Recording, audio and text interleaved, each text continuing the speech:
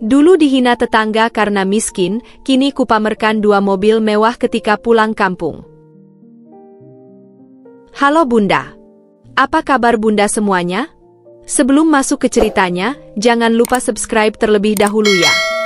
Aku lahir dan tumbuh di sebuah desa kecil yang dikelilingi sawah dan kebun, tempat semua orang saling mengenal dan setiap peristiwa kecil menjadi bahan gosip yang bisa menyebar lebih cepat dari angin. Hidup di desa memang seharusnya penuh kehangatan dan kebersamaan, tapi keluargaku merasakan sebaliknya. Kami adalah keluarga miskin, dan di tempat seperti ini, kemiskinan bukan hanya berarti kekurangan uang, tetapi juga penghinaan yang tak henti-henti. Ayahku seorang buruh tani, bekerja dari pagi hingga sore di bawah terik matahari, sementara ibuku berjualan sayur keliling dengan berjalan kaki ke rumah-rumah warga. Rumah kami berdinding kayu tua yang mulai rapuh dimakan usia, atapnya berlubang di beberapa tempat, sehingga jika hujan turun, airnya mengalir ke dalam rumah. Lantai rumah masih berupa tanah, dan setiap kali hujan deras, genangan lumpur terbentuk di sudut-sudut ruangan. Tapi seburuk apapun kondisi itu, rumah ini adalah satu-satunya tempat yang bisa kami sebut sebagai rumah. Sejak kecil, aku terbiasa dengan tatapan merendahkan dari orang-orang desa, terutama dari Bu Sari, tetangga sebelah yang hidup lebih berkecukupan dibanding kami. Ia memiliki rumah beton yang besar dengan cat yang selalu baru setiap tahunnya, dan anak-anaknya selalu memakai baju-baju bagus yang dibeli dari kota. Tapi yang paling buruk bukanlah kekayaannya, melainkan mulutnya. "Dinda, baju sekolahmu kok lusuh begitu? Nggak malu apa?" katanya suatu pagi saat aku berangkat sekolah. Aku hanya menunduk, menggenggam erat tali tas sekolahku yang sudah hampir putus. Aku tahu jika aku menjawab, itu hanya akan memicu hinaan yang lebih panjang. Bukan hanya Bu Sari, tapi hampir semua ibu-ibu di desa ini punya kebiasaan yang sama, menghakimi tanpa berpikir. Di warung, di pengajian, bahkan saat sekadar menjemur pakaian, mereka membicarakan keluargaku seolah-olah kami ini sampah masyarakat. "Kasihan Dinda, nanti juga nggak bakal kuliah. Ujung-ujungnya cuma kawin muda atau kerja di rumah orang," seorang ibu lain berbisik ke temannya, tapi aku tahu mereka sengaja berbicara cukup keras agar aku bisa mendengar. Setiap kali aku dan ibuku pergi ke pasar, aku bisa merasakan tatapan merendahkan dari para pedagang dan pembeli lainnya. Jika ibu menawar harga terlalu lama, mereka akan mendesah kesal, seolah-olah keberadaan kami mengganggu mereka. Hinaan itu tidak hanya datang dari orang dewasa, tapi juga anak-anak seusiaanku.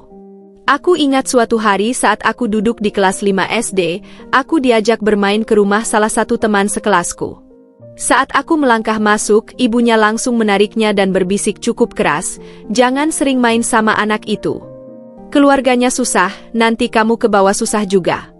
Sejak saat itu, aku sadar, kemiskinan bukan hanya membuat kami sulit membeli makanan atau pakaian, tetapi juga membuat kami dikucilkan. Seakan-akan menjadi miskin adalah sebuah penyakit yang bisa menular jika terlalu dekat. Namun, yang paling menyakitkan adalah ketika hinaan itu langsung menyasar ayah dan ibuku. Pak Hasan itu kerja keras, tapi ya kalau nasibnya memang jadi buruh, mau bagaimana lagi? Harusnya tahu diri, jangan mimpi yang muluk-muluk, kata Bu Sari kepada ibunya saat mereka duduk di teras rumah. Tanpa sadar aku mendengar semua itu dari balik pagar.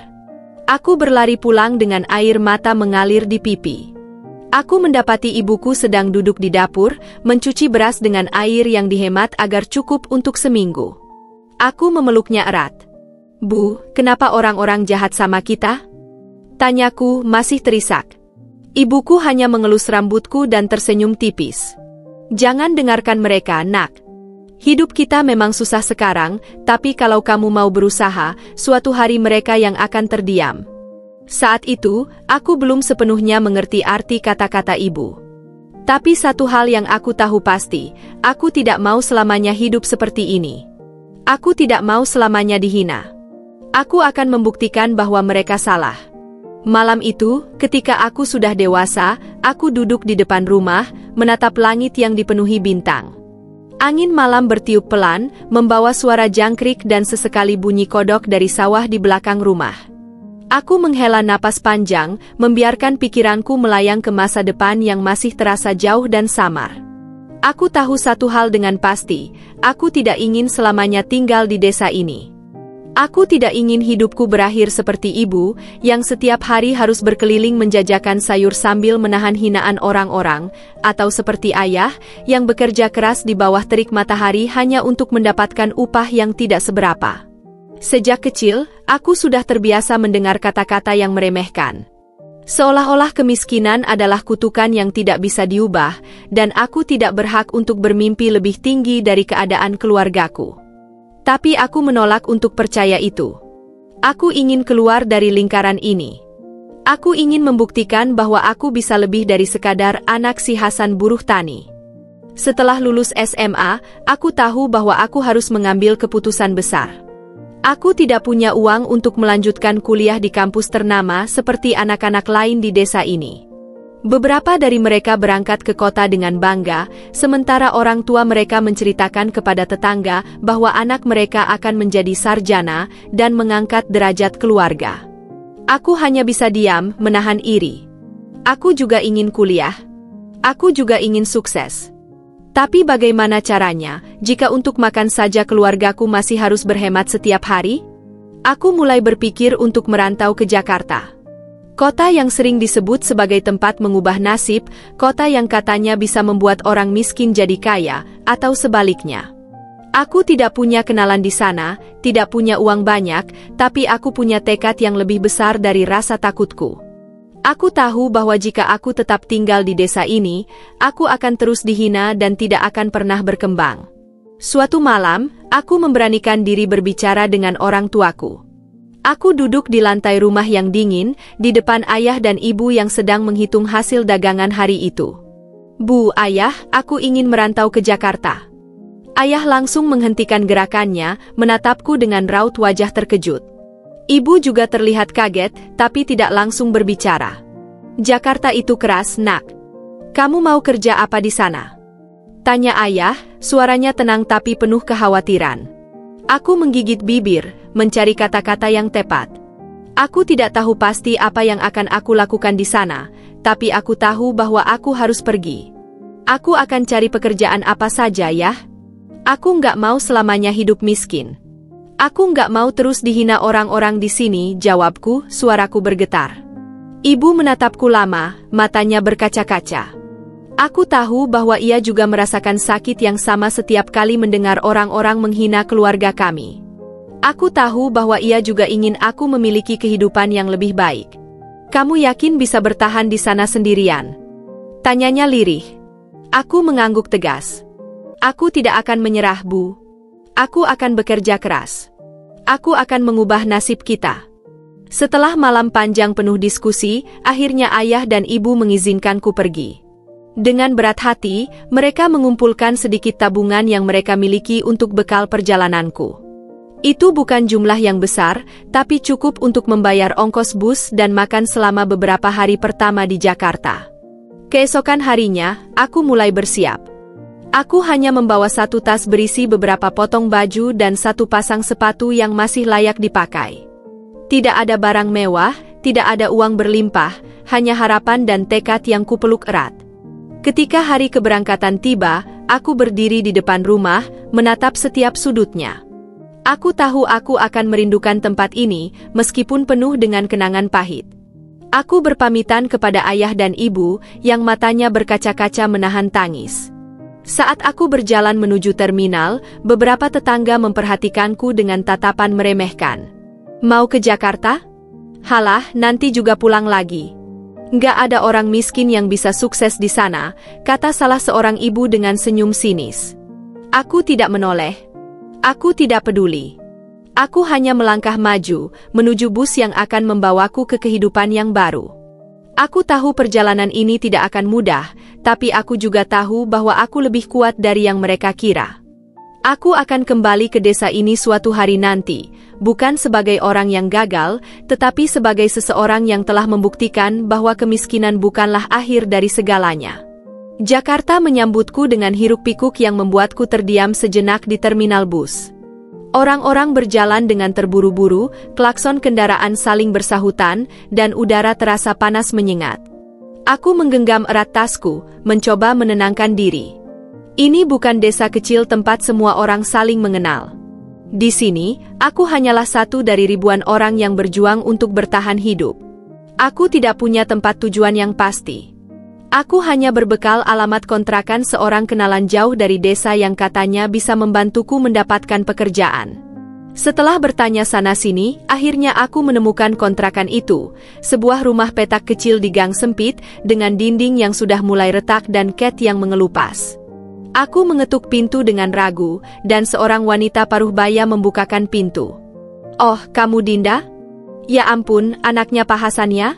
Masuk, nak. Maaf ya, tempatnya kecil," katanya ramah. Aku tersenyum tipis dan melangkah masuk. Ruangan itu sempit dan pengap, hanya ada satu kipas angin kecil yang berdiri di pojok. Di dalamnya, ada beberapa perempuan lain yang juga perantau sepertiku.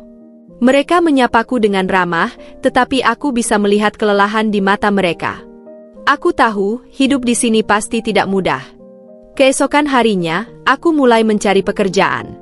Aku berjalan kaki dari satu toko ke toko lain, bertanya apakah mereka membutuhkan pegawai. Beberapa menolak dengan sopan, tetapi banyak juga yang langsung mengusirku.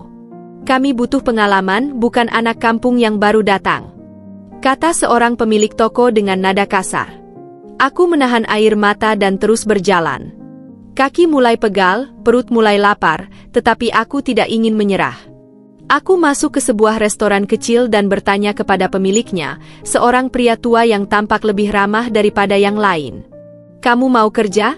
Bisa cuci piring?" tanyanya. Aku langsung mengangguk cepat. "Bisa, Pak. Saya mau bekerja keras, yang penting ada pekerjaan." Dengan begitu, aku mendapatkan pekerjaan pertamaku sebagai pencuci piring. Upahnya kecil, tapi cukup untuk makan dan membayar sewa kamar di kontrakan. Aku bekerja dari pagi hingga larut malam, tangan selalu basah dan terkadang terluka karena pecahan piring. Tapi aku tidak mengeluh. Aku tahu ini hanyalah awal dari perjalanan panjangku. Namun, hidup di Jakarta tidak seindah yang kubayangkan. Ada malam-malam di mana aku hanya bisa makan nasi dengan garam karena gajiku sudah habis untuk membayar sewa dan ongkos transportasi. Ada hari-hari di mana tubuhku lelah luar biasa, tetapi aku tidak bisa berhenti karena aku tidak punya pilihan lain. Suatu hari, seorang pelanggan di restoran tidak sengaja menumpahkan sup panas ke tanganku.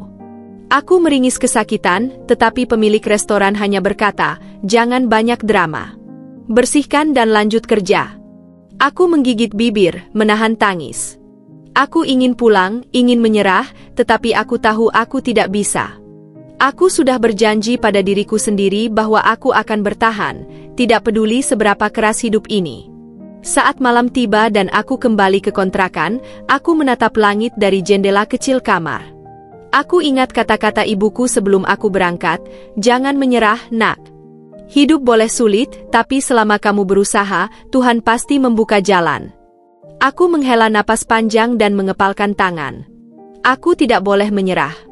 Aku akan terus berjuang. Aku tidak tahu kapan, tetapi aku yakin suatu hari nanti, aku akan keluar dari kehidupan ini dan membuktikan bahwa aku lebih dari sekadar anak miskin dari desa. Aku akan sukses bagaimanapun caranya. Hari-hari di Jakarta terasa lebih panjang dari yang kubayangkan. Setiap pagi, aku bangun sebelum matahari terbit untuk berangkat kerja di restoran, mencuci piring hingga tanganku kaku karena air dingin dan sabun yang membuat kulitku mengelupas. Setelah jam kerja selesai, aku tidak langsung pulang. Aku berjalan dari satu tempat ke tempat lain, mencari pekerjaan tambahan. Aku sadar, dengan upah sekecil ini, aku tidak akan bisa menabung, apalagi mengubah hidupku seperti yang aku impikan. Aku mencoba melamar sebagai kasir di sebuah minimarket, tetapi ditolak karena tidak memiliki pengalaman. Aku mencari pekerjaan sebagai pramusaji di restoran lain, tetapi mereka menginginkan pekerja dengan penampilan lebih menarik. Aku bahkan pernah mencoba menjadi penjaga toko pakaian di sebuah pusat perbelanjaan, tetapi saat melihat pakaian lusuh yang kupakai, manajernya hanya tersenyum meremehkan dan berkata, "Maaf, kami butuh pegawai yang lebih berpenampilan rapi." Aku menelan rasa malu dan berjalan pulang dengan kaki yang hampir tidak bisa kugerakkan lagi. Di Jakarta, tidak ada yang peduli dengan perjuanganmu. Jika kau tidak bisa menunjukkan bahwa kau layak, maka kau akan terus diabaikan. Namun, aku tidak menyerah. Aku terus bekerja di restoran, menambah jam kerja meskipun gajiku tetap kecil. Aku mulai memperhatikan bagaimana restoran itu dikelola, bagaimana pemiliknya menghitung bahan baku dan menentukan harga menu. Aku menyadari bahwa bisnis makanan memiliki peluang besar, dan sejak saat itu, aku mulai menanamkan mimpi baru di kepalaku. Suatu hari nanti, aku akan punya bisnis sendiri. Tapi sebelum aku bisa mencapai itu, hidup sekali lagi menjatuhkanku dengan cara yang menyakitkan. Suatu malam, setelah selesai bekerja, aku berjalan pulang melewati gang sempit dekat kontrakanku. Jalanan sudah sepi, hanya ada suara langkah kakiku yang bergema di antara tembok-tembok rumah yang berderet.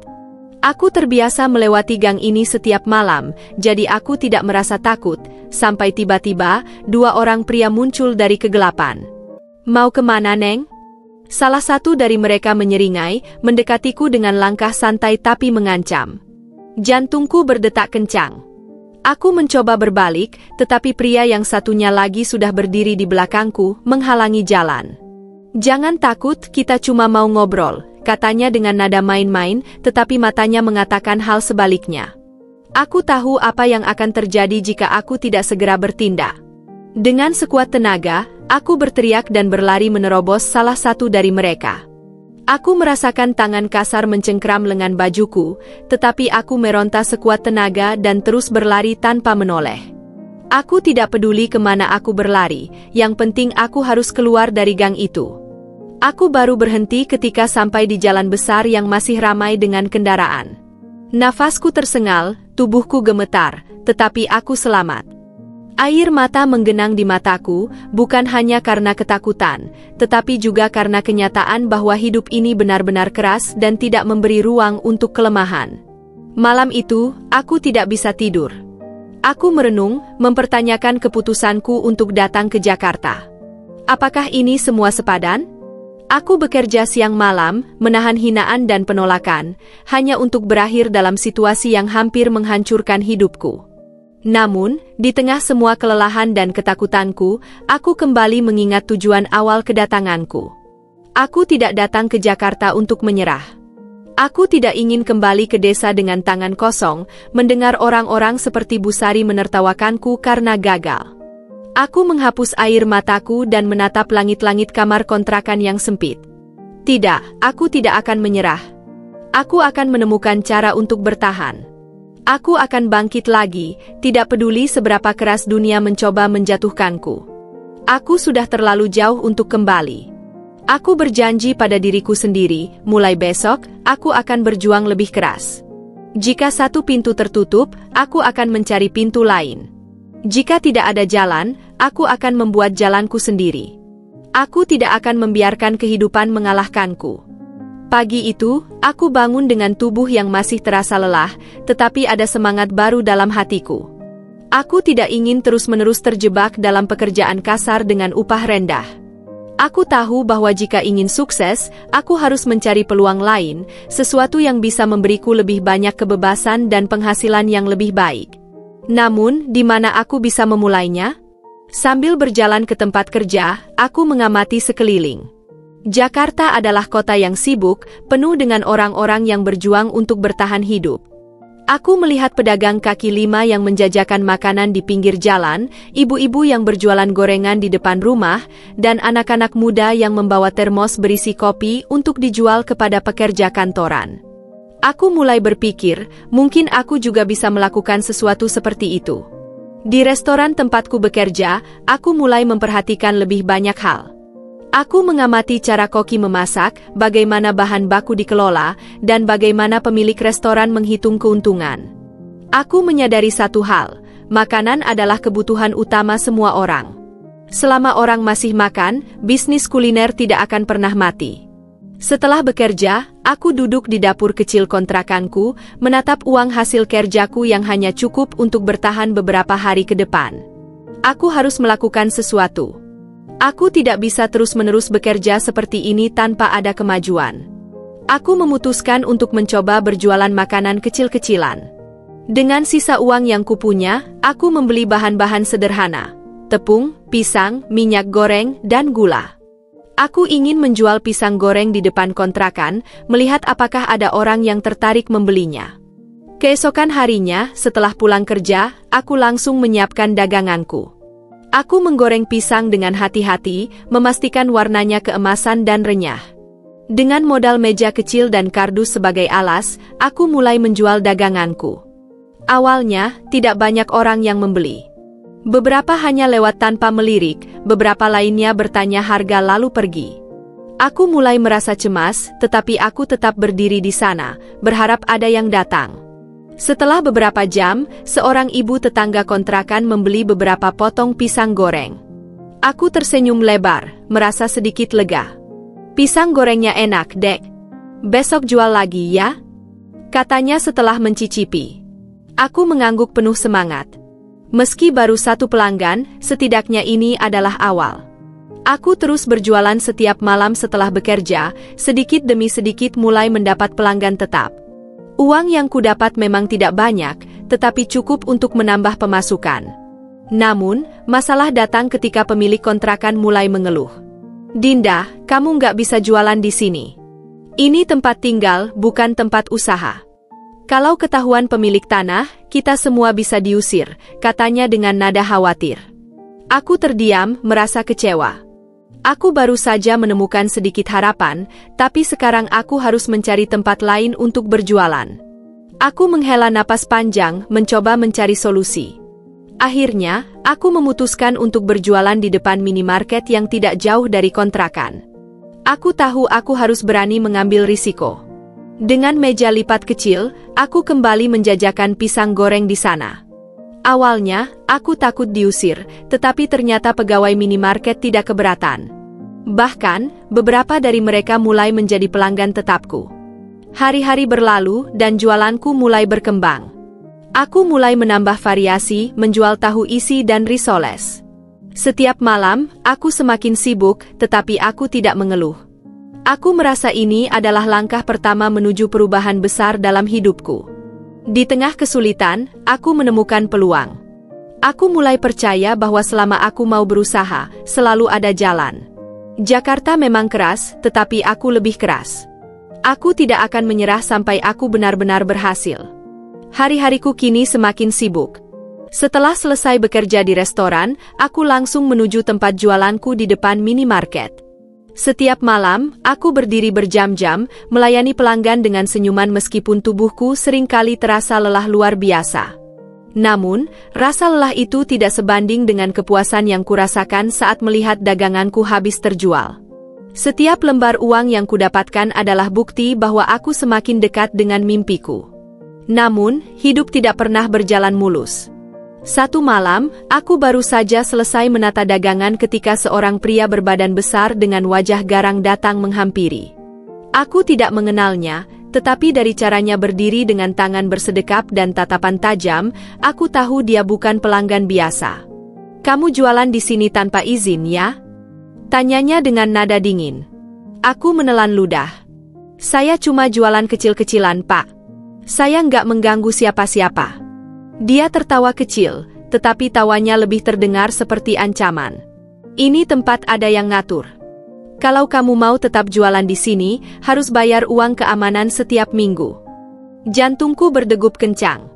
Aku pernah mendengar tentang preman-preman yang meminta uang dari pedagang kecil, tapi aku tidak menyangka akan mengalaminya sendiri. Aku hanya punya sedikit uang, hanya cukup untuk membeli bahan dagangan dan bertahan hidup. Jika aku harus membayar uang keamanan, maka usahaku akan hancur sebelum sempat berkembang. "Saya nggak punya uang lebih, Pak. Tolong beri saya kesempatan," kataku, berusaha tetap tenang. Pria itu mendengus dan melangkah mendekat. "Kalau kamu nggak mau bayar, ya udah. Tapi jangan salahkan kami kalau nanti jualanmu diacak-acak." Setelah mengatakan itu, dia pergi, meninggalkanku dengan rasa takut yang menyelimuti dada. Aku menatap daganganku dengan cemas. Aku tahu ancaman itu bukan main-main. Jika aku tetap di sini tanpa membayar, mereka pasti akan bertindak. Malam itu, aku pulang dengan hati berat. Aku tidak tahu harus berbuat apa. Jika aku menyerah begitu saja, aku akan kembali ke titik nol. Tapi jika aku melawan, aku bisa kehilangan semuanya. Aku merasa marah, bukan hanya kepada para preman itu, tetapi juga pada kenyataan bahwa orang-orang kecil sepertiku selalu menjadi korban. Keesokan harinya, aku mencoba mencari solusi. Aku berbicara dengan beberapa pedagang lain yang berjualan di sekitar sana, berharap mereka punya cara untuk menghadapi preman-preman itu. Kami semua juga bayar, Dek. Mau gimana lagi? Kalau enggak, dagangan kita diacak-acak, kata salah seorang pedagang nasi uduk dengan wajah pasrah. Jawaban itu membuatku semakin frustrasi. Aku tidak ingin menyerah pada ketidakadilan ini, tetapi aku juga tidak punya kekuatan untuk melawan. Akhirnya, aku memutuskan untuk mencari lokasi lain. Aku berjalan berkeliling kota, mencoba menemukan tempat yang lebih aman untuk berjualan. Setelah beberapa hari mencari, aku menemukan sebuah lahan kosong di dekat perkantoran yang tampaknya sering dilalui oleh para pekerja. Aku memberanikan diri berbicara dengan penjaga gedung di dekat sana dan memintanya izin untuk berjualan di trotoar depan gedung. Saya nggak bisa janji, tapi kalau kamu nggak mengganggu lalu lintas orang, mungkin nggak masalah, katanya. Itu sudah cukup bagiku. Dengan harapan baru, aku mulai berjualan di tempat itu. Awalnya, pelanggan tidak sebanyak di tempat sebelumnya, tetapi aku tidak menyerah.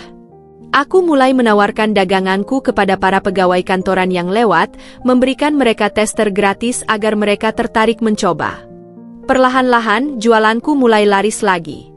Para pekerja kantoran suka dengan makananku, terutama karena harganya lebih murah dibandingkan jajanan di kantin mereka. Aku merasa lega, meskipun masih ada ketakutan di dalam hatiku. Aku tahu preman-preman itu bisa muncul kapan saja dan mencoba menggangguku lagi. Namun, aku tidak ingin hidup dalam ketakutan.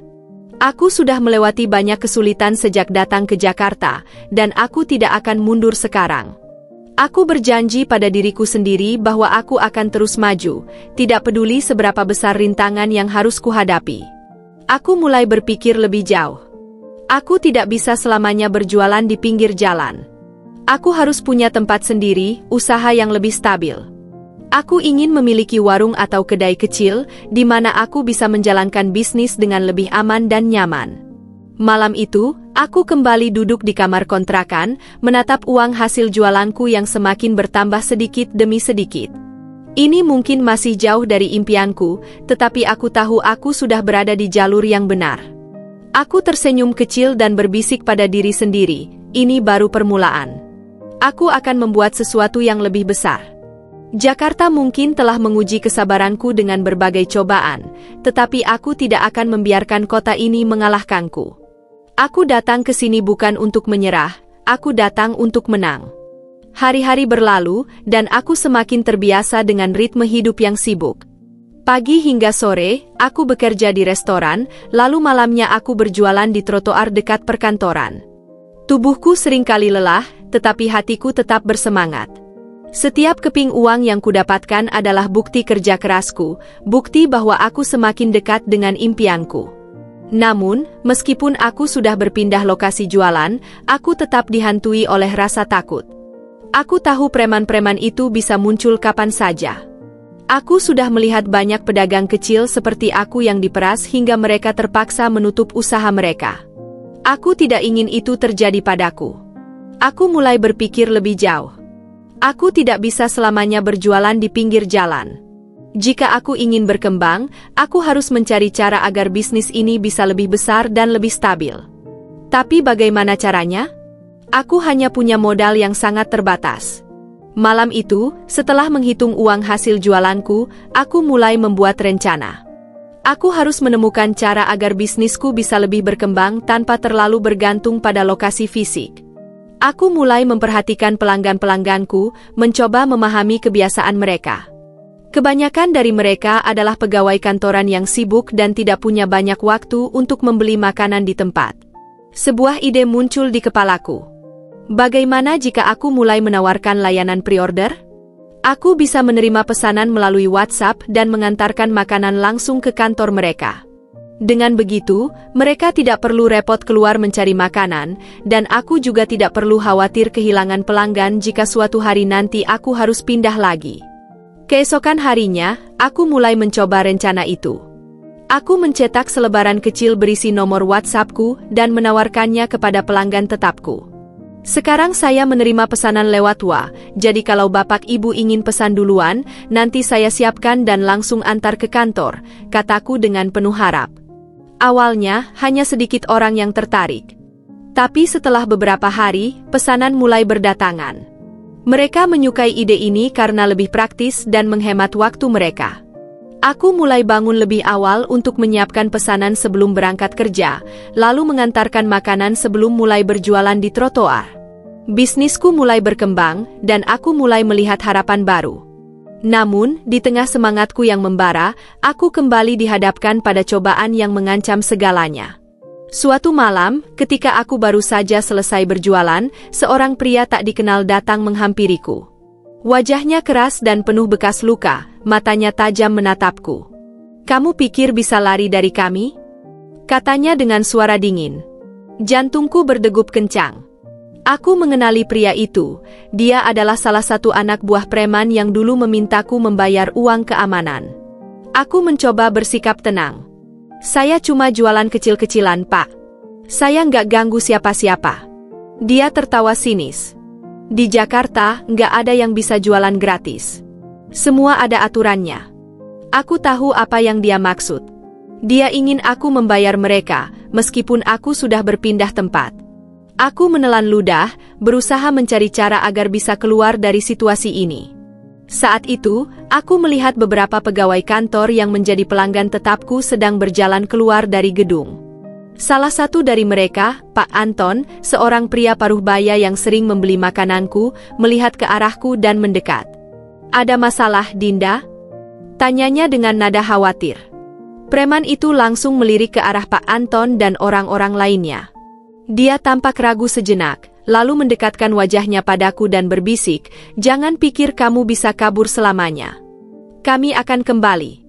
Setelah mengatakan itu, dia pergi, meninggalkanku dengan tubuh gemetar. Pak Anton menatapku penuh tanda tanya. "Siapa dia? Apa dia mengganggumu?" Aku ragu sejenak, tetapi akhirnya aku mengangguk. "Dia minta uang keamanan, Pak. Saya nggak punya uang sebanyak itu." Pak Anton menghela napas panjang. Preman-preman seperti itu memang selalu mencari mangsa. "Tapi Dinda, kamu nggak bisa terus-terusan begini. Kalau kamu mau bisnis yang lebih aman, kamu harus cari tempat yang lebih stabil. Apa kamu pernah kepikiran untuk membuka warung kecil?" Aku terdiam. Tentu saja aku pernah memikirkannya, tetapi aku tidak punya cukup uang untuk menyewa tempat. Pak Anton melihat keraguanku dan tersenyum. "Kebetulan, saya punya kenalan yang menyewakan kios kecil dengan harga murah. Kalau kamu tertarik, saya bisa bantu." Hatiku berdebar. Ini adalah kesempatan yang tidak boleh kusia-siakan. "Serius, Pak?" tanyaku penuh harap.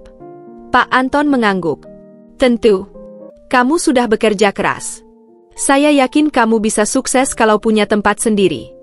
Malam itu, aku pulang dengan perasaan yang campur aduk. Aku merasa takut, tetapi juga bersemangat. Ini mungkin adalah titik balik dalam hidupku. Jika aku bisa mendapatkan kios itu, maka bisnis kecilku bisa berkembang lebih jauh. Aku tahu ini tidak akan mudah. Aku harus mencari cara untuk mendapatkan modal, harus menghadapi tantangan yang lebih besar. Tapi aku tidak akan mundur. Aku sudah terlalu jauh untuk menyerah sekarang. Aku mengepalkan tangan dan menatap langit malam dari jendela kontrakanku. Aku datang ke Jakarta untuk mengubah hidupku, dan aku akan melakukan apapun untuk mewujudkannya.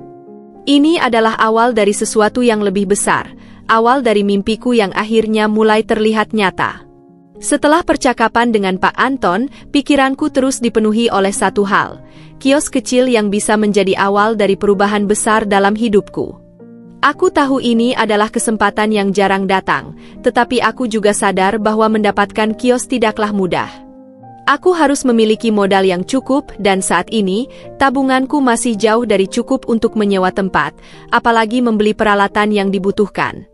Malam itu, aku duduk di lantai kamar kontrakan yang sempit, menghitung setiap lembar uang yang telah kukumpulkan dari hasil jualanku.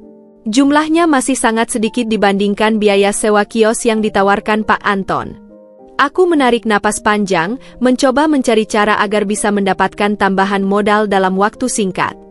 Keesokan harinya, aku memberanikan diri untuk menemui Pak Anton di kantornya. Aku ingin mengetahui lebih banyak tentang kios yang ditawarkan. Saat tiba di sana, aku disambut dengan ramah dan langsung diajak ke ruangannya. Dinda, saya sudah berbicara dengan pemilik kios. Dia bersedia menyewakan tempatnya dengan harga yang lebih rendah untuk 6 bulan pertama. Setelah itu, harga sewanya akan kembali normal, jelas Pak Anton. Aku terkejut sekaligus senang. Ini berarti aku punya waktu 6 bulan untuk memastikan bisnis ini berjalan dengan baik sebelum harus membayar harga sewa penuh. Tapi tetap saja, aku masih butuh modal awal. Pak Anton seakan bisa membaca pikiranku. Kalau masalah modal, pernah terpikir untuk mengajukan pinjaman kecil? Atau mencari investor? Aku menggeleng.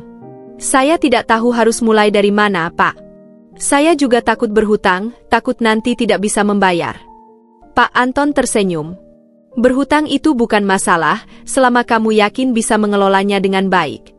Tapi kalau kamu tidak mau mengambil pinjaman, kamu bisa mencari cara lain untuk menambah modal.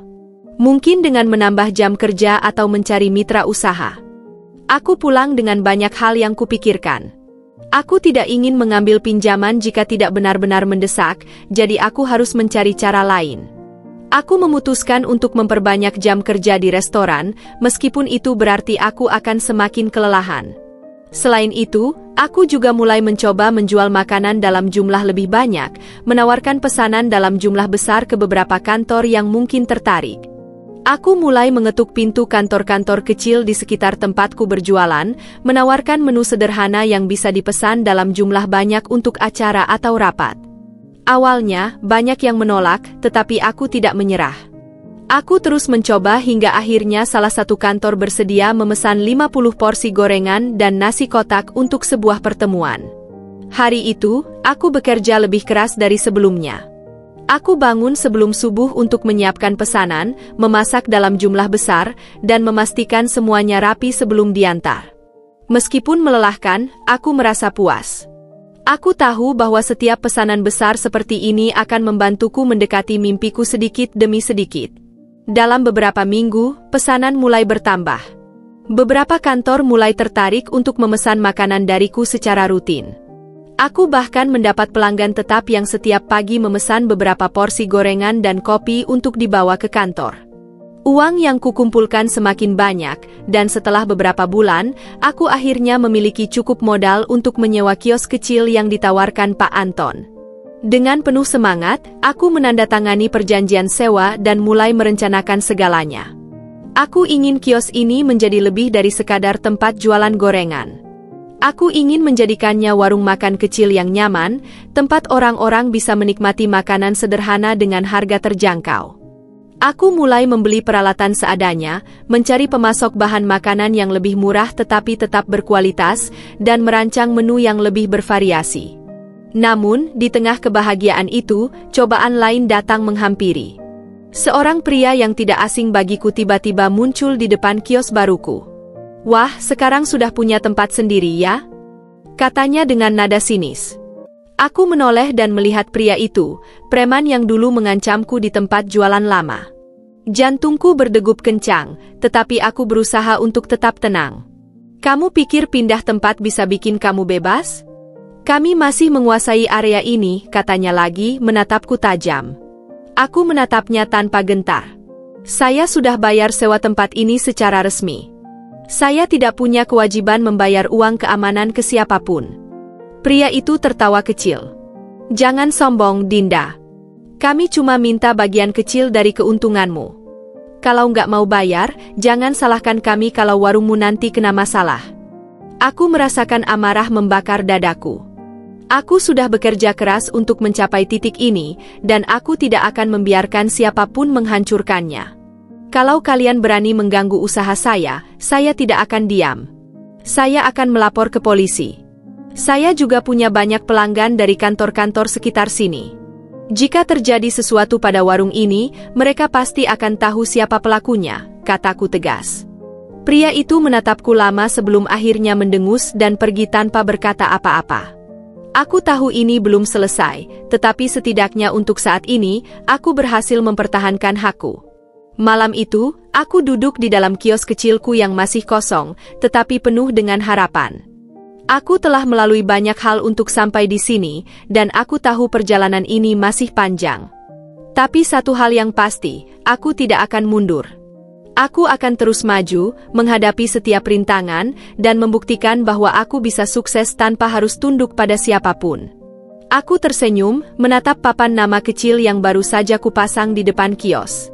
Ini adalah awal dari sesuatu yang lebih besar. Aku tidak lagi hanya seorang gadis miskin yang dihina tetangga. Aku adalah seorang pejuang yang sedang membangun masa depan. Hari pertama membuka warung kecilku adalah momen yang penuh dengan campuran perasaan. Aku merasa bangga karena akhirnya bisa memiliki tempat usaha sendiri, tetapi di sisi lain, aku juga merasa gugup. Apakah akan ada pelanggan? Apakah mereka akan menyukai masakanku? Bagaimana jika aku gagal? Berbagai pertanyaan memenuhi kepalaku saat aku berdiri di balik meja kasir, menata makanan dengan penuh harap. Pagi itu, aku sudah menyiapkan beberapa menu sederhana, nasi uduk, gorengan, tahu isi, dan kopi panas.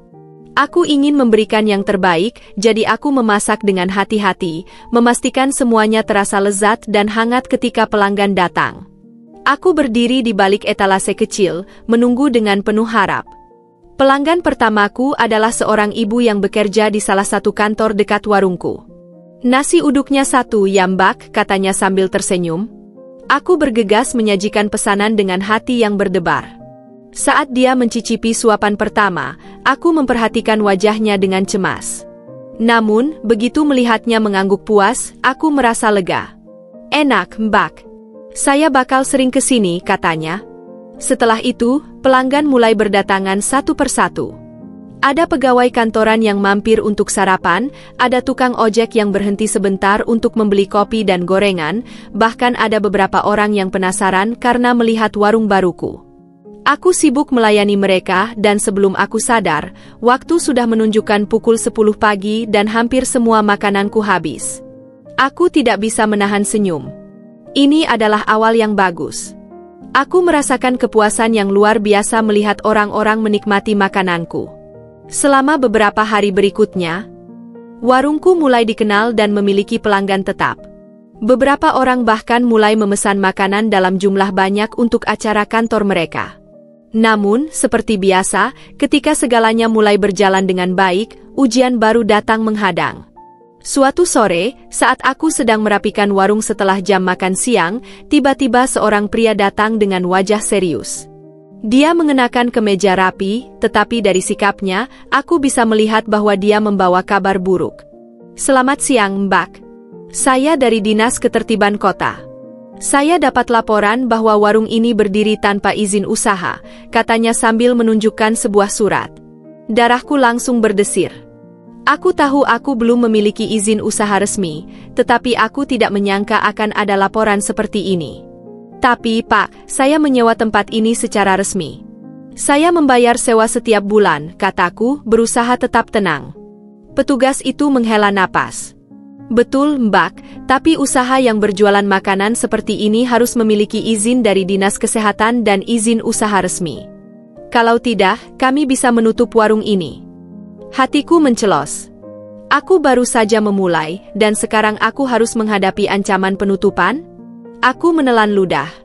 Pak, tolong beri saya waktu untuk mengurus izin-izinnya.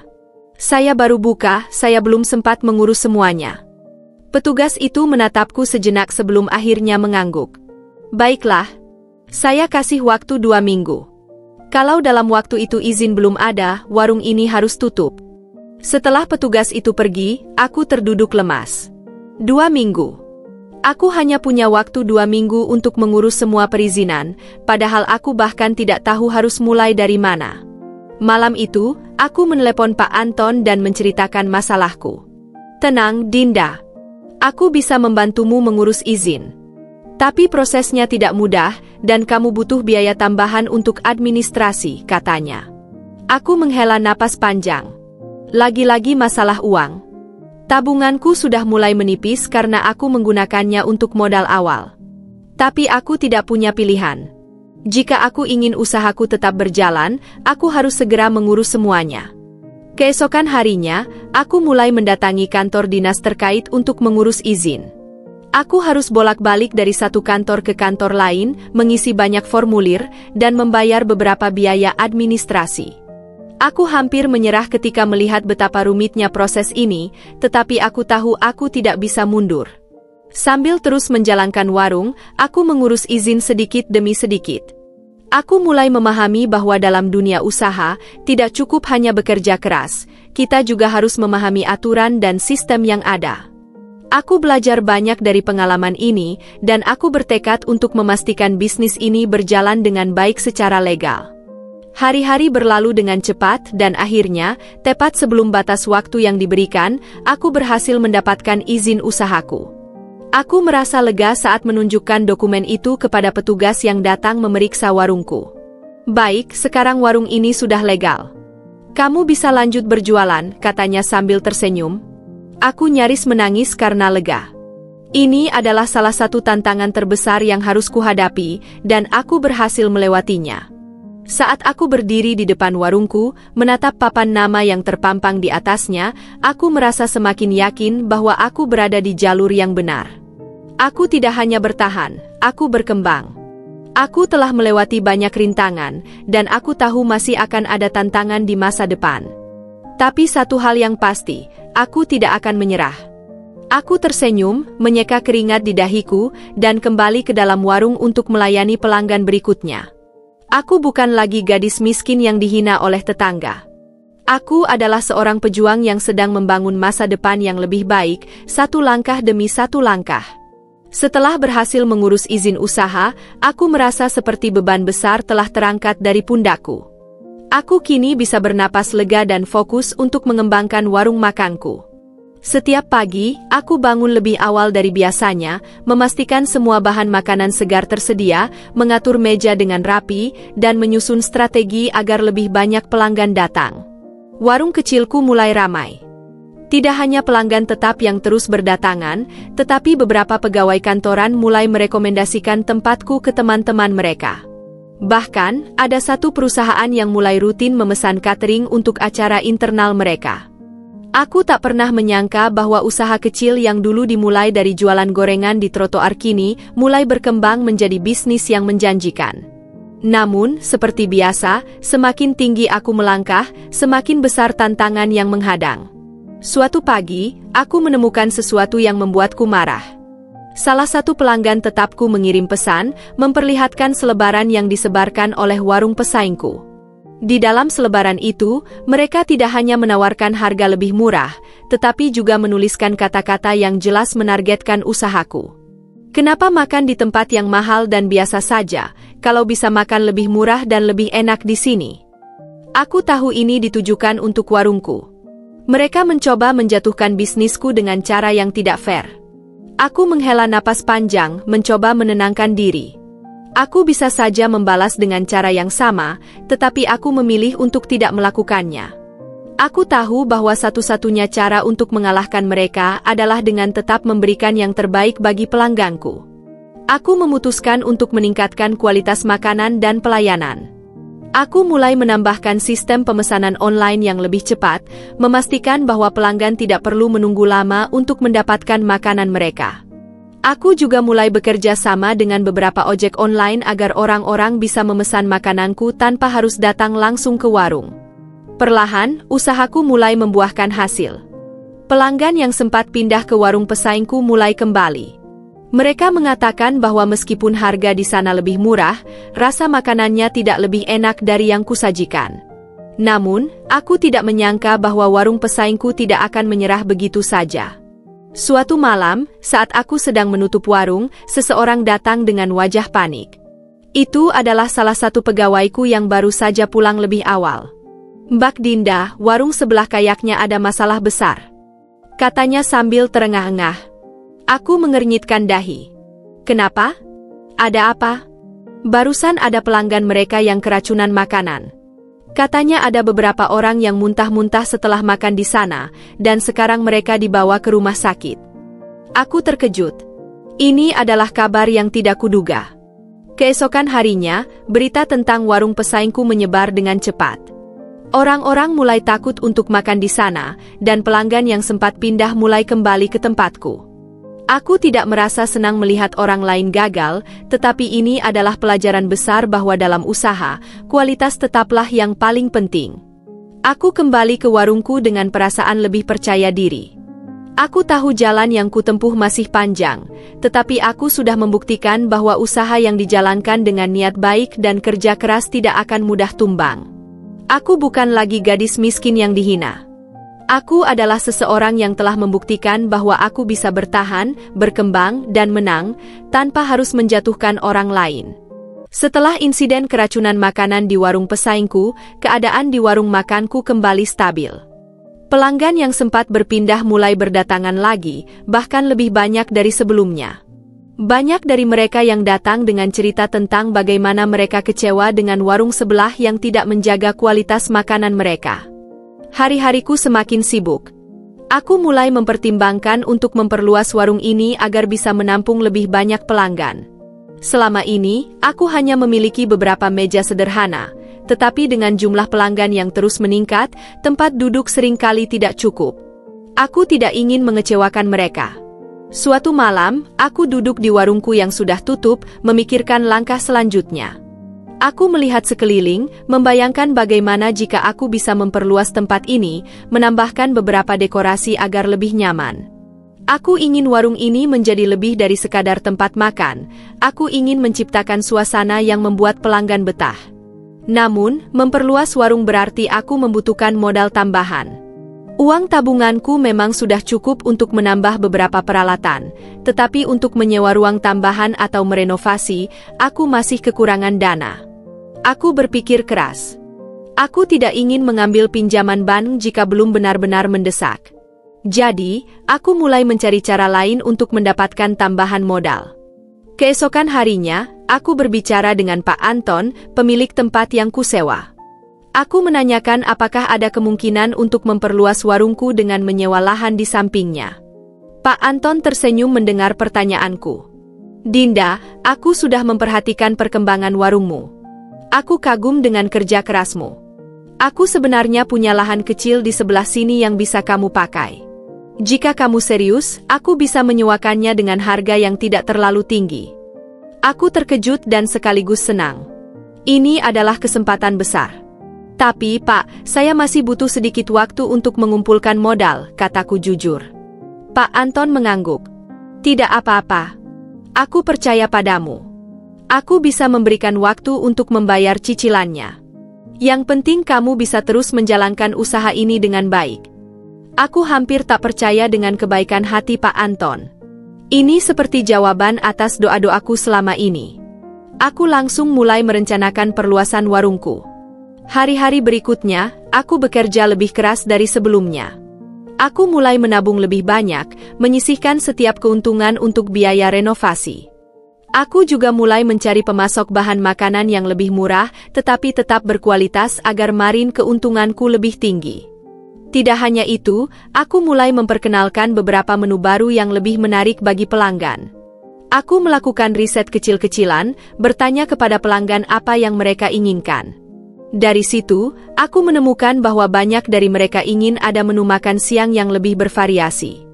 Aku pun mulai menambahkan beberapa hidangan baru, seperti ayam geprek dengan berbagai level kepedasan, nasi bakar dengan isian spesial, dan beberapa minuman segar yang cocok untuk makan siang. Respon pelanggan sangat positif. Setiap kali ada menu baru, mereka bersemangat untuk mencobanya. Setelah beberapa bulan, akhirnya aku berhasil mengumpulkan cukup uang untuk mulai merenovasi warungku. Aku menyewa beberapa tukang untuk menambah ruang makan, memperbaiki dapur agar lebih luas, dan memasang penerangan yang lebih baik agar suasana lebih nyaman. Selama proses renovasi, aku tetap menjalankan usaha seperti biasa. Aku bahkan menyiapkan strategi pemasaran agar setelah renovasi selesai, lebih banyak orang akan datang. Aku mulai aktif di media sosial, mengunggah progres renovasi warungku, mengajak pelanggan untuk ikut menantikan perubahan ini. Hari demi hari berlalu dan akhirnya renovasi selesai. Warungku kini lebih luas, lebih nyaman, dan lebih menarik. Aku menambahkan beberapa dekorasi sederhana agar suasana lebih homey, memasang papan menu yang lebih modern, dan memastikan bahwa semua makanan tetap berkualitas tinggi. Hari pertama setelah renovasi, warungku dipenuhi pelanggan. Banyak dari mereka yang penasaran dengan tampilan barunya, dan banyak pula pelanggan lama yang datang untuk memberikan selamat. "Dinda, warung kamu sekarang jauh lebih nyaman. Aku suka suasananya," kata salah satu pelanggan setiaku. Aku tersenyum bahagia. Semua kerja keras ini akhirnya membuahkan hasil. Namun, kebahagiaanku tak berlangsung lama. Suatu malam, setelah warung tutup dan aku sedang menghitung pemasukan hari itu, seseorang datang mengetuk pintu warungku. Saat aku membuka pintu, aku terkejut. Di depan warung berdiri seorang pria dengan wajah yang tidak asing bagiku. Itu adalah preman yang dulu pernah mencoba memeras uangku ketika aku masih berjualan di pinggir jalan. Hatiku langsung berdebar kencang. "Wah, kamu ternyata benar-benar sukses ya? Warungmu sekarang lebih besar." "Bagus-bagus," katanya sambil tersenyum sinis. Aku tetap berdiri tegak. Aku tahu kedatangannya pasti membawa masalah. "Mau apa kamu ke sini?" tanyaku dengan nada dingin. Pria itu tertawa kecil. "Santai. Aku cuma datang untuk ngobrol. Aku dengar usaha kamu sekarang maju. Aku cuma mau bilang, kalau kamu mau tetap aman berbisnis di sini, kamu harus bayar uang keamanan." Dadaku langsung dipenuhi amarah. Aku tidak akan membayar uang keamanan ke siapapun. Aku sudah bekerja keras membangun ini semua, dan aku tidak takut pada ancaman kalian. Pria itu menyipitkan matanya. "Hati-hati. Kalau kamu menolak, siapa tahu suatu hari warungmu tiba-tiba kena masalah. Atau, mungkin pelangganmu tiba-tiba mulai menghilang." Aku menatapnya tajam. Aku tahu ini adalah ancaman, tetapi aku juga tahu bahwa aku tidak bisa mundur. Kalau kamu mencoba mengganggu usahaku, aku tidak akan tinggal diam. Aku punya banyak pelanggan yang bekerja di kantor-kantor sekitar sini, termasuk beberapa orang dari kepolisian. Jika sesuatu terjadi pada warungku, aku akan pastikan mereka tahu siapa yang bertanggung jawab. Pria itu terdiam sejenak, lalu mendengus dan pergi begitu saja tanpa berkata apa-apa. Aku tahu ini belum berakhir. Tapi satu hal yang pasti, aku tidak akan membiarkan siapapun menghancurkan impianku. Malam itu, aku duduk di meja warungku, merenungkan semua yang telah kulalui. Aku sudah berjalan sejauh ini, dan aku tidak akan membiarkan ancaman seperti ini membuatku mundur. Aku bertekad untuk terus maju, untuk menjadikan warung ini lebih sukses lagi. Aku kini bukan hanya seorang gadis miskin yang dihina tetangga. Aku adalah seorang pejuang yang sedang membangun kerajaan kecilku sendiri. Dan aku tidak akan berhenti di sini. Aku tersenyum, menatap warungku yang kini lebih besar dan lebih kokoh dari sebelumnya. Aku tahu, ini baru permulaan dari sesuatu yang jauh lebih besar. Setelah pertemuan dengan preman yang mengancam warungku, aku tidak bisa memungkiri bahwa rasa cemas mulai menghantui pikiranku. Aku tahu dunia usaha memang penuh tantangan, tapi aku tidak menyangka harus berhadapan dengan ancaman semacam ini. Aku mencoba tetap tenang dan tidak menunjukkan ketakutan di depan karyawan maupun pelanggan. Namun, di dalam hati, aku terus bertanya-tanya, apakah mereka benar-benar akan bertindak? Malam-malamku mulai terasa lebih panjang. Aku selalu waspada setiap kali ada suara aneh di luar warung.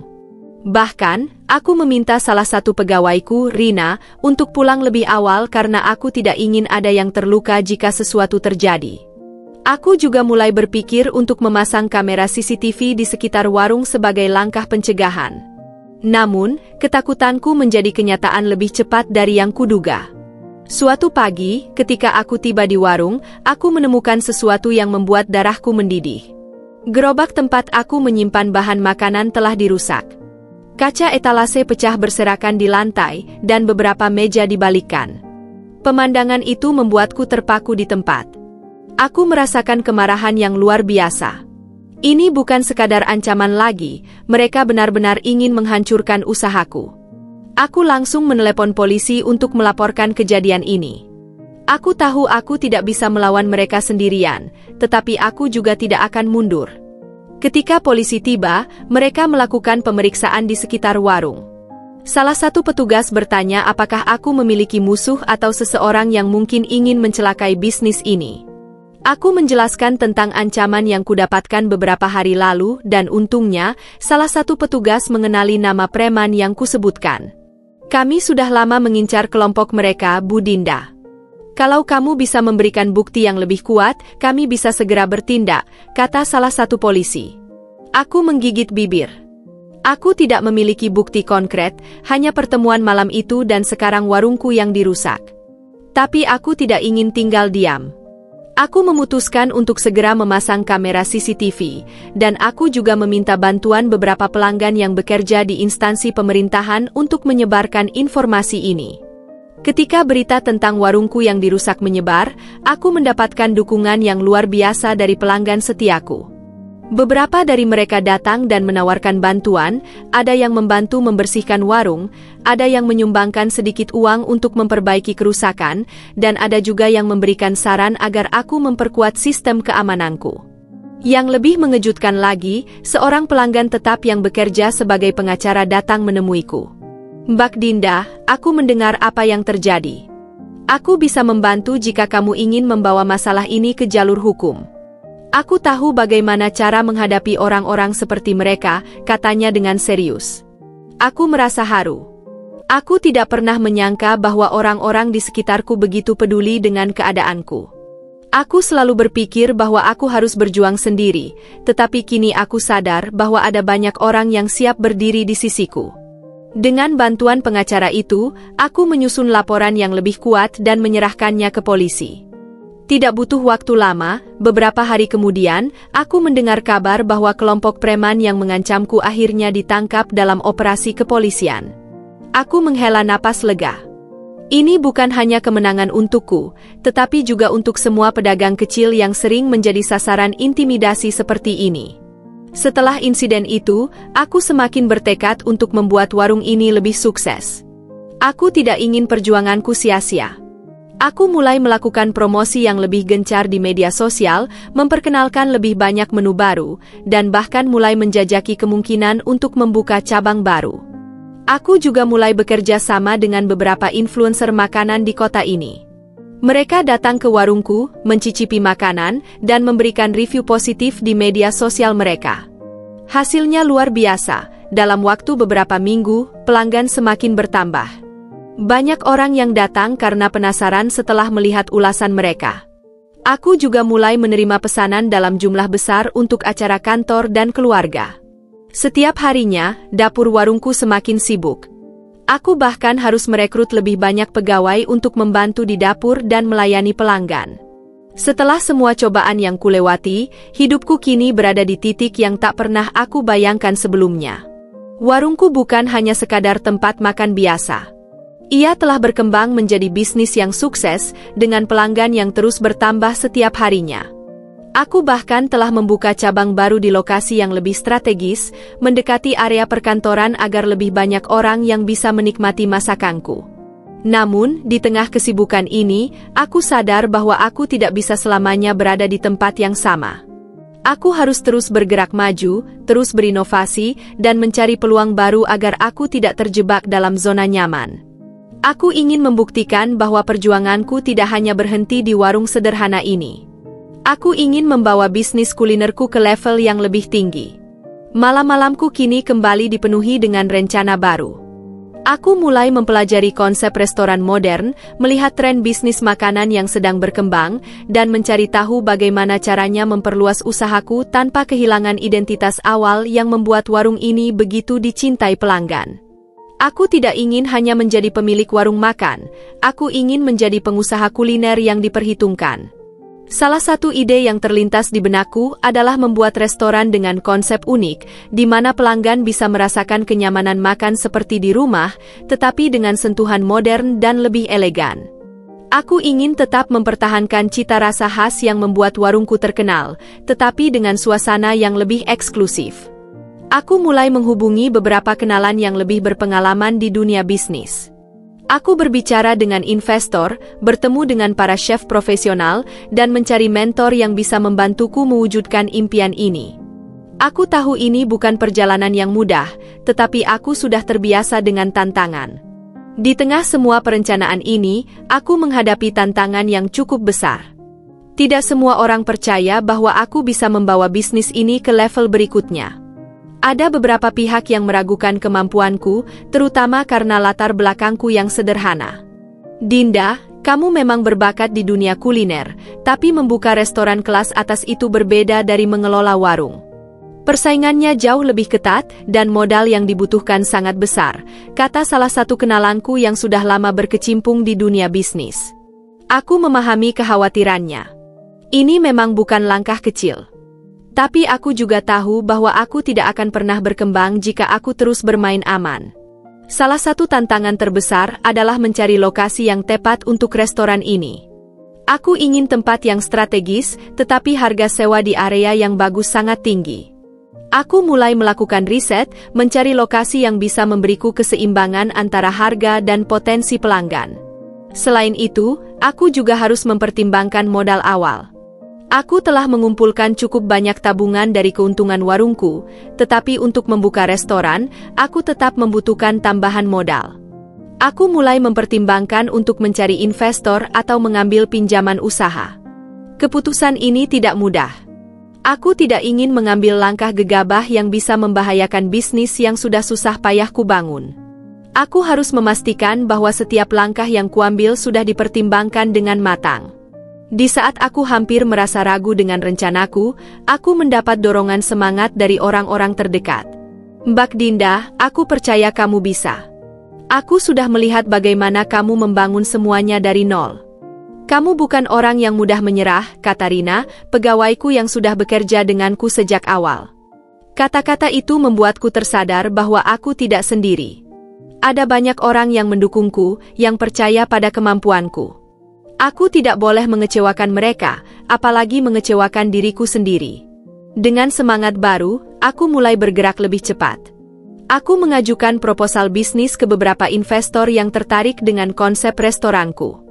Aku juga mulai mencari tenaga kerja profesional yang bisa membantuku mewujudkan visi ini. Setelah berminggu-minggu mencari, akhirnya aku menemukan lokasi yang sempurna. Sebuah bangunan di kawasan yang cukup ramai, dengan harga yang masih masuk akal untuk ukuran restoran kelas menengah ke atas.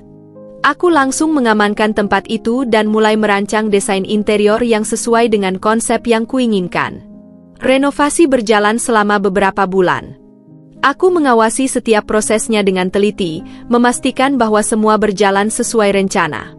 Aku tidak ingin setengah-setengah dalam menjalankan bisnis ini. Aku ingin restoran ini menjadi cerminan dari kerja kerasku selama ini. Akhirnya, hari yang kutunggu-tunggu tiba. Restoranku siap dibuka. Aku menyiapkan acara grand opening yang cukup besar, mengundang beberapa influencer kuliner, pelanggan setia dari warungku, dan beberapa tokoh penting di kota ini. Malam itu, restoranku dipenuhi oleh tamu undangan dan pelanggan yang penasaran ingin mencoba makanan di tempat baruku. Aku berdiri di depan restoran, melihat semua orang menikmati suasana yang telah aku rancang dengan hati-hati. Aku berdiri di tengah restoran yang ramai, merasa bangga dengan semua yang telah aku capai. Ini adalah bukti bahwa kerja keras, ketekunan, dan keberanian untuk bermimpi bisa mengubah segalanya. Namun, aku tahu bahwa ini bukan akhir dari perjalananku. Ini hanyalah awal dari sesuatu yang lebih besar. Aku masih memiliki banyak impian yang ingin ku kejar. Dan aku siap untuk melangkah lebih jauh. Malam grand opening restoranku masih membekas dalam pikiranku. Setiap sudut ruangan dipenuhi dengan suara tawa, obrolan pelanggan yang menikmati makanan mereka, dan tepuk tangan ketika aku menyampaikan pidato singkat tentang perjalananku. Saat itu, aku merasa seluruh perjuanganku terbayar lunas. Namun, setelah euforia itu berlalu, aku kembali dihadapkan dengan kenyataan bahwa bisnis restoran tidak akan selalu berjalan mulus. Aku harus tetap waspada terhadap segala kemungkinan, termasuk persaingan yang semakin ketat. Restoran mewah di kota ini bukan hanya satu atau dua, ada banyak, dan aku harus memastikan bahwa restoranku tetap memiliki ciri khas yang membuatnya istimewa. Hari-hari berikutnya, aku bekerja lebih keras dari sebelumnya. Aku tidak hanya duduk di kantor dan mengandalkan manajer untuk mengurus semuanya. Aku terjun langsung ke dapur, memastikan setiap hidangan yang keluar tetap mempertahankan cita rasa khas yang membuat warungku dulu begitu dicintai pelanggan. Aku juga berbincang dengan tamu-tamu yang datang, mendengar kritik dan saran mereka agar aku bisa terus memperbaiki pelayanan dan menu di restoranku. Tantangan berikutnya datang lebih cepat dari yang kukira. Tak lama setelah restoranku mulai stabil, muncul gosip yang cukup mengganggu. Beberapa pelanggan mengatakan bahwa ada restoran lain yang menyebarkan rumor bahwa makanan di tempatku tidak higienis. Aku sempat mengabaikan gosip itu, tapi lama-kelamaan, aku mulai melihat dampaknya. Ada beberapa pelanggan yang awalnya sering datang, tiba-tiba menghilang. Aku menyelidiki lebih jauh dan menemukan bahwa salah satu restoran pesaingku diam-diam menyebarkan kabar bohong tentang restoranku. Mereka menggunakan media sosial untuk menebar berita palsu dan bahkan menyuap beberapa influencer untuk memberikan ulasan buruk tentang tempatku. Aku marah, tapi aku tahu aku tidak boleh gegabah. Aku memutuskan untuk menghadapi masalah ini dengan strategi yang lebih cerdas. Pertama, aku mengadakan Open Kitchen Day, di mana pelanggan bisa melihat langsung bagaimana proses memasak di dapur restoranku. Aku ingin mereka melihat sendiri bahwa kebersihan adalah prioritas utamaku. Aku juga bekerja sama dengan media lokal untuk membuat liputan tentang usahaku, menunjukkan bagaimana aku menjalankan bisnis ini dengan jujur dan profesional. Tak hanya itu, aku menghubungi beberapa pelanggan setia, termasuk influencer yang benar-benar menghargai kuliner.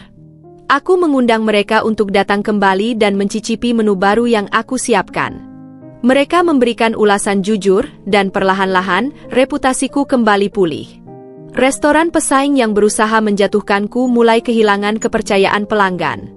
Banyak orang yang akhirnya menyadari bahwa mereka hanya menyebarkan fitnah demi menjatuhkan bisnisku. Karma mulai bekerja. Di tengah kesibukan menangani restoranku, aku menerima kabar dari kampung halamanku. Salah seorang tetangga mengirimiku pesan yang membuatku terdiam cukup lama.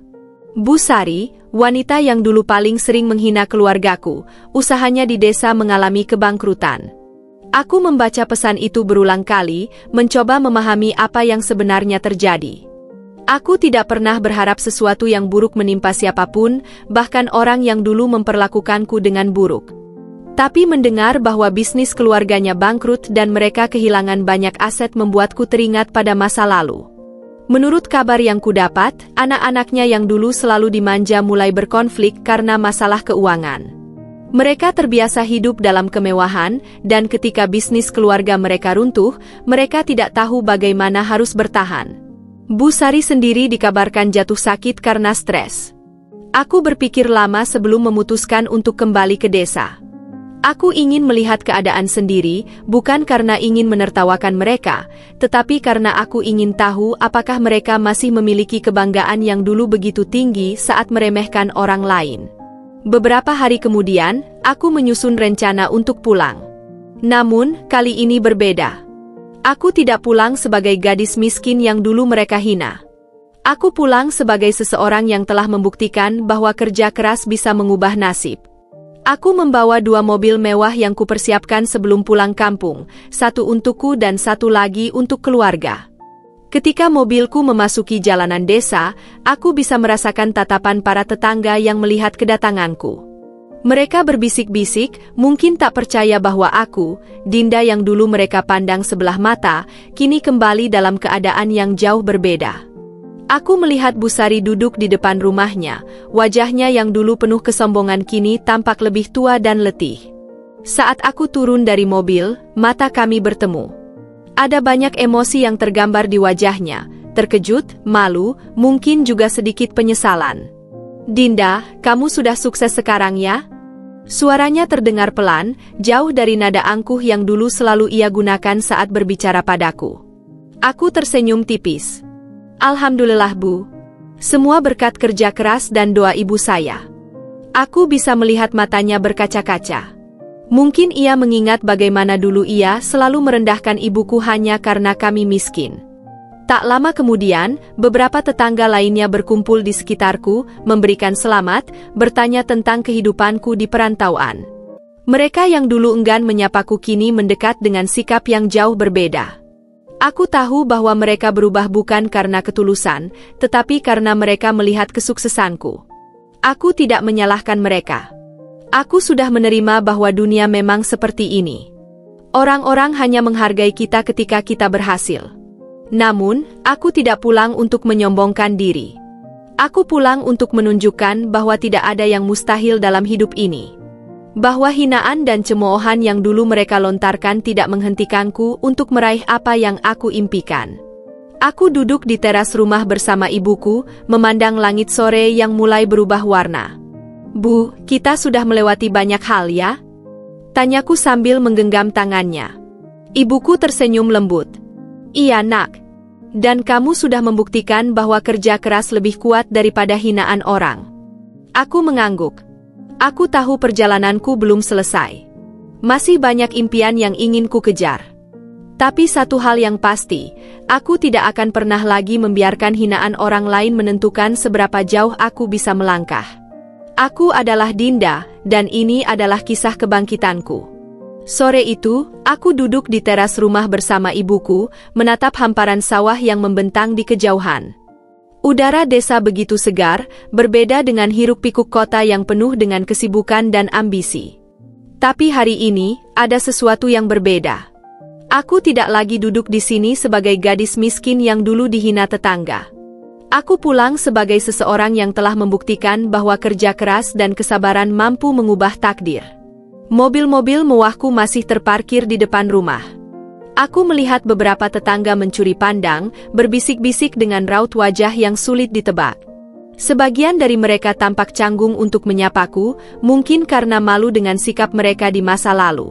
Dulu, mereka menganggapku tidak akan bisa menjadi apa-apa. Kini, mereka menyaksikan dengan mata kepala sendiri bahwa aku telah berhasil melampaui batas yang mereka tetapkan untukku. Ibuku tersenyum penuh kebanggaan. Aku tahu betapa berat perjuangannya membesarkanku seorang diri di tengah ejekan dan cemoohan orang-orang. Namun, beliau tidak pernah menyerah, tidak pernah mengeluh.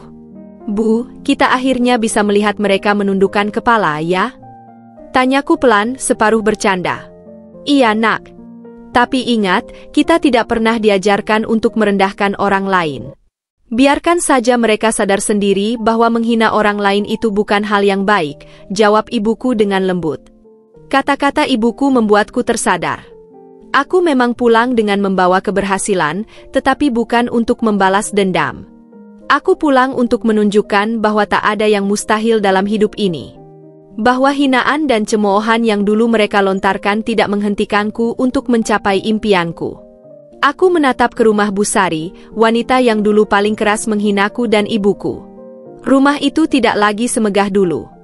Halamannya terlihat kurang terawat, cat temboknya mulai pudar, dan suasana di dalamnya tampak lebih sepi. Aku mendengar dari tetangga bahwa setelah bisnis keluarganya bangkrut, anak-anaknya yang dulu selalu dimanja justru pergi meninggalkannya. Dulu, beliau sering berkata bahwa orang miskin seperti kami tidak akan pernah bisa sukses. Sekarang, keadaan justru berbalik. Aku tidak merasa senang melihatnya dalam kondisi seperti ini, tetapi aku juga tidak bisa menyangkal bahwa hidup selalu punya cara sendiri untuk memberikan pelajaran kepada setiap orang. Saat aku berdiri di depan pagar rumahnya, Bu Sari keluar dengan langkah pelan. Wajahnya tampak lebih tua dari terakhir kali aku melihatnya. Matanya berkaca-kaca, mungkin dipenuhi dengan penyesalan. "Dinda, kamu sudah sukses sekarang ya?" Suaranya terdengar gemetar. Aku tersenyum tipis. "Alhamdulillah, Bu. Semua berkat kerja keras dan doa ibu saya." Bu Sari menundukkan kepala. "Maafkan saya, Nak. Saya dulu terlalu sombong. Saya tidak pernah menyangka bahwa kamu bisa sampai di titik ini. Saya salah menilai kamu dan ibumu." Aku terdiam sesaat. Ini adalah momen yang dulu sering kubayangkan. Aku membayangkan bagaimana rasanya jika orang yang pernah menghinaku akhirnya meminta maaf. Namun, sekarang ketika itu benar-benar terjadi, aku justru tidak merasakan kebahagiaan yang berlebihan. Aku hanya merasa lega. "Tidak apa-apa, Bu. Yang sudah terjadi biarlah menjadi pelajaran untuk kita semua," jawabku dengan tenang. Aku tidak ingin menyimpan dendam. Hidupku sudah terlalu berharga untuk diisi dengan kebencian. Bu Sari mengangguk pelan. Matanya berkaca-kaca, dan aku bisa melihat bahwa ia benar-benar menyesal. Malamnya, aku mengadakan syukuran di rumah. Aku mengundang tetangga-tetangga, termasuk mereka yang dulu sering meremehkan keluargaku. Aku ingin mereka tahu bahwa aku tidak menyimpan dendam, bahwa aku sudah melepaskan semua sakit hati yang dulu mereka sebabkan. Ketika semua orang berkumpul, aku berdiri dan berbicara di depan mereka. Saya kembali ke desa ini bukan untuk menyombongkan diri atau membalas dendam. Saya kembali untuk menunjukkan bahwa tidak ada yang mustahil dalam hidup ini. Saya ingin kita semua belajar bahwa menghina dan meremehkan orang lain tidak akan membuat kita lebih baik. Sebaliknya, kita harus saling mendukung, karena kita tidak pernah tahu siapa yang akan sukses di masa depan. Suasana menjadi hening. Beberapa orang menundukkan kepala, mungkin merasa malu dengan sikap mereka di masa lalu. Namun, aku tidak mengharapkan permintaan maaf dari mereka. Yang aku harapkan adalah mereka bisa berubah, agar tidak ada lagi anak-anak kecil di desa ini yang tumbuh dengan rasa rendah diri karena terus diremehkan oleh orang-orang di sekitarnya. Malam itu, aku melihat ibuku tersenyum dengan penuh kebanggaan. Aku tahu, inilah saat yang paling membahagiakan baginya. Ia telah melihat anaknya berhasil, bukan hanya dalam hal materi, tetapi juga dalam menjadi pribadi yang lebih baik. Pagi berikutnya, aku bersiap untuk kembali ke kota. Aku tahu bahwa perjalananku masih panjang. Restoran yang telah kubangun masih perlu terus berkembang. Aku masih memiliki banyak impian yang belum tercapai. Saat aku memasukkan koper ke dalam mobil, ibuku menepuk pundakku dengan lembut. "Dinda, ibu bangga padamu. Tapi ingat, perjalananmu masih panjang.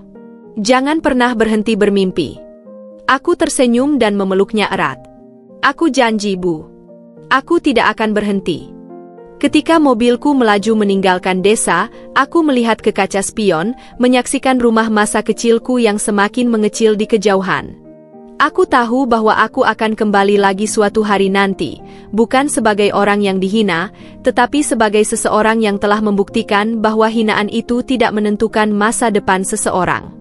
Aku adalah Dinda, gadis yang dulu dihina karena miskin, tetapi kini pulang membawa keberhasilan yang tidak pernah mereka bayangkan. Dan ini bukan akhir dari kisahku. Ini hanyalah awal dari sesuatu yang lebih besar.